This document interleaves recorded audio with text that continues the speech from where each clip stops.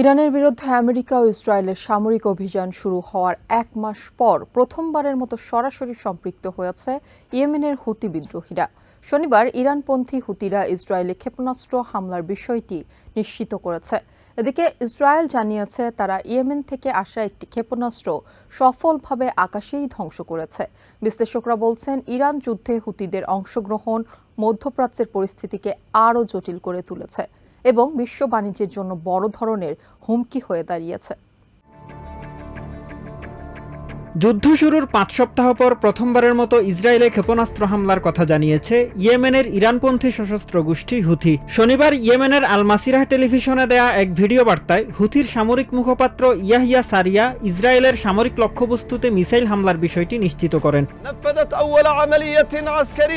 প্রথম সামরিক অভিযান চালিয়েছে ইয়েমেনের সশস্ত্র বাহিনী। অধিকৃত প্যালেস্টাইনের দক্ষিণে ইসরায়েলের সামরিক লক্ষ্যবস্তুগুলোতে একঝাঁক ব্যালিস্টিক মিসাইল ছোড়া হয়েছে। তিনি দাবি করেন ইরান এবং লেবাননের হিজবুল্লাহর সাথে সমন্বয় করে এই অভিযানটি চালানো হয়েছে এবং এটি সফলভাবে লক্ষ্য অর্জন করেছে।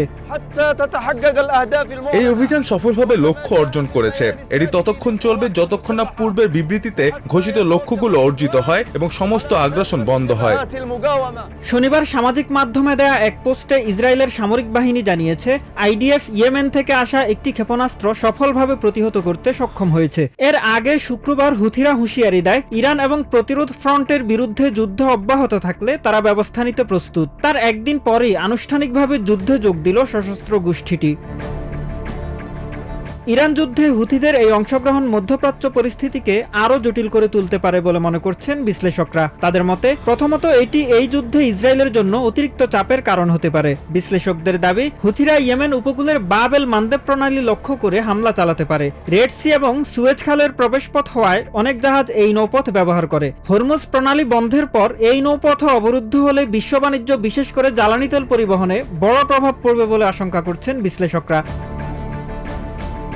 এদিকে ইরানের জনগণের প্রতি সমর্থন এবং দেশটিতে আমেরিকা ও ইসরায়েলের হামলার প্রতিবাদ জানাতে শুক্রবার সানার রাস্তায় নেমে আসেন হাজার হাজার হুথি বিক্ষোভকারী। এ সময় আন্দোলনের নেতৃত্ব দেয়া আবদেল মালেক আল হুথি ঘোষণা করেন প্রয়োজন পড়লে ইরানের সমর্থনে সামরিকভাবে হস্তক্ষেপ করতেও দ্বিধা করবে না হুথিরা। Mahmudul Hasan, TVN 24 news desk. New York থেকে সম্প্রচারিত TVN 24 টেলিভিশন বিশ্বজুড়ে বাঙালির কণ্ঠস্বর।